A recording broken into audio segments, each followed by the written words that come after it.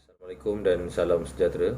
Kami dari kumpulan Pokok Melaka yang dianggotai oleh saya sendiri, Muhammad Asri bin Mazlan, Encik Muhammad Nur Adli bin Rosli, Encik Muhammad Hafiz bin Osman dan Encik Muhammad Azran Haikal bin Azhari akan membentangkan mengenai tajuk meningkatkan komunikasi interpersonal melalui pelaksanaan ruang kerja digital di Jabatan Akaunten Negara Malaysia. Untuk subjek GMGM 3013, Hubungan Manusia dalam Pentadbiran. Pengenalan organisasi. Jabatan Akaunten Negara Malaysia merupakan sebuah agensi di bawah Kementerian Kewangan Malaysia. Fungsi jabatan ini secara ringkas ialah mengakaun segala hasil dan perbelanjaan kerajaan serta membuat bayaran kepada pembekal bagi pihak Jabatan Kerajaan Persekutuan di seluruh negara. Jabatan ini juga bertanggungjawab menyediakan penyata kewangan kerajaan persekutuan yang mengandungi segala rekod hasil, belanja, aset dan liabiliti kerajaan untuk dibentangkan di Parlimen. Akaunten Negara Malaysia juga merupakan pendaftar wang tak dituntut yang memegang amanah wang yang tidak dituntut oleh orang awam daripada pelbagai entiti di seluruh negara. Ibu Pejabat Jabatan Akaunten Negara Malaysia terletak di Kompleks Kementerian Kewangan, Pusat Pentadbiran Kerajaan Persekutuan, Wilayah Persekutuan Putrajaya. Institusi Perkawanan Negara pula berada di Sungai Lang, Sabak Benam, Selangor, manakala Jabatan Akaunten Negara Negeri mempunyai 13 pejabat di setiap negeri dan 12 cawangan di wilayah Sabah dan Sarawak. Isi komunikasi dalam organisasi. Jabatan Akaunten Negara Malaysia mempunyai pejabat di setiap negeri di seluruh negara. Isu yang ditimbulkan ialah berkaitan dengan jarak daripada ibu pejabat dan isu maklumat yang disampaikan semula di pejabat. Oleh kerana lokasi yang berjauhan, komunikasi menjadi agak sukar, terutama untuk menganjurkan mesyuarat taklimat atau penghantaran dokumen atau maklumat ke ibu pejabat. Sekiranya jabatan menganjurkan program majlis rasmi atau perhimpunan bulanan, wakil pejabat negeri akan dijemput turut sama ke lokasi program. Begitu juga dengan kursus dan latihan, hanya pegawai berkenaan sahaja dapat menghadiri program tersebut. Perkara ini mengakibatkan peningkatan kos dan program tersebut hanya boleh diikuti oleh pegawai terpilih sahaja. Pegawai yang menghadiri program menjadi wakil dan perlu menyampaikan semula di pejabat masing-masing. Di sini juga akan timbul masalah komunikasi di mana maklumat yang disampaikan semula berkemungkinan tidak tepat atau tidak lengkap. Teori komunikasi yang berkaitan. Teori komunikasi interpersonal. Komunikasi interpersonal melibatkan pindahan pemahaman maksud daripada pengirim mesej, iaitu satu individu kepada penerima mesej, iaitu individu lain, sama ada tunggal atau berkumpulan. Komunikasi interpersonal merupakan satu proses perkongsian pengalaman antara individu dengan individu yang lain. Halangan komunikasi. Mengikut teori komunikasi interpersonal, dalam proses penghantaran mesej terdapat halangan untuk mesej sampai dengan tepat kepada penerima seperti kebisingan atau gangguan yang bercampur aduk menyebabkan mesej tidak dapat diterima dengan baik, malah berkemungkinan tidak sampai maksud yang diperlukan oleh pengirim. Halangan lain dalam komunikasi interpersonal iaitu halangan bahasa, tapisan maklumat sehingga maklumat penting tidak disampaikan semata-mata untuk diringkaskan. Persepsi bahawa suatu kaum tidak boleh membuat suatu pekerjaan, status dan kuasa, serta halangan-halangan lain bagi mengatasi masalah halangan ini. Kaedah mengatasi. Antara kaedah yang berkesan untuk mengatasi halangan komunikasi ialah mengurangkan halangan yang timbul dengan penggunaan teknologi dalam penyampaian mesej. Usaha meningkatkan komunikasi interpersonal di Jabatan Akaunten Negara Malaysia.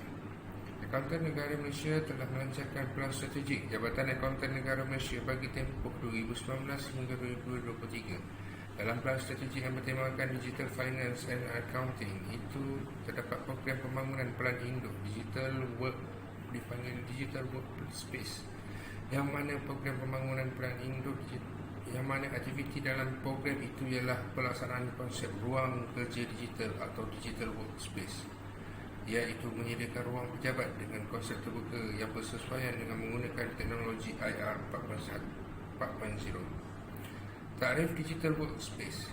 Digital workspace merupakan konsep baru yang membolehkan pekerja pintar teknologi mengakses sistem yang diperlukan dari mana-mana peranti seperti telefon pintar, tablet, komputer riba atau komputer peribadi di mana sahaja mereka berada.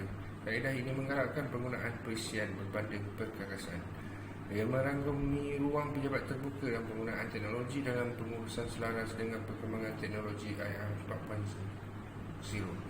Bagi melaksanakan peran strategi ini, Jabatan Akaunten Negara Malaysia, Negara Negeri Selangor telah dipilih sebagai perintis kepada pelaksanaan ruang kerja digital, memandangkan pejabat ini telah berpindah ke ruang pejabat baru mulai Januari 2020. Dalam pelaksanaan ruang kerja digital di Jabatan Akaunten Negara Malaysia Negeri Selangor,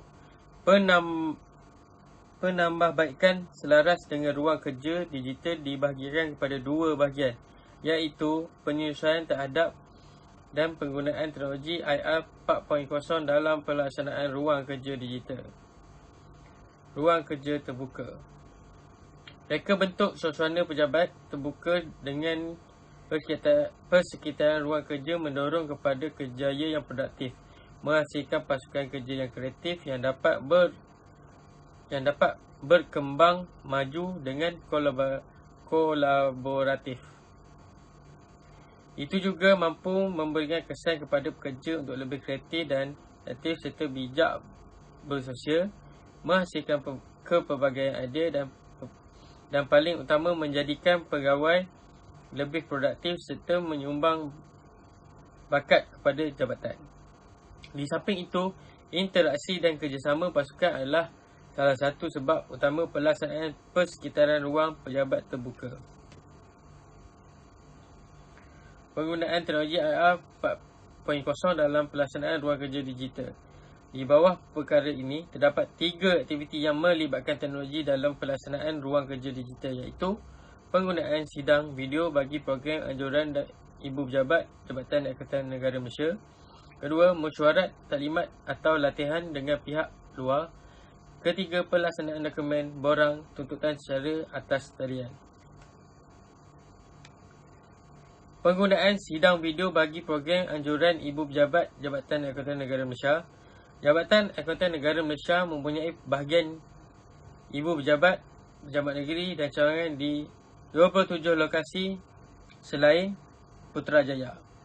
Jarak ini tidak memungkinkan pegawai jabatan untuk menghadiri perhimpunan bulanan atau majlis rasmi jabatan seperti majlis apresiasi kecemerlangan, majlis persaudaraan dan hari inovasi.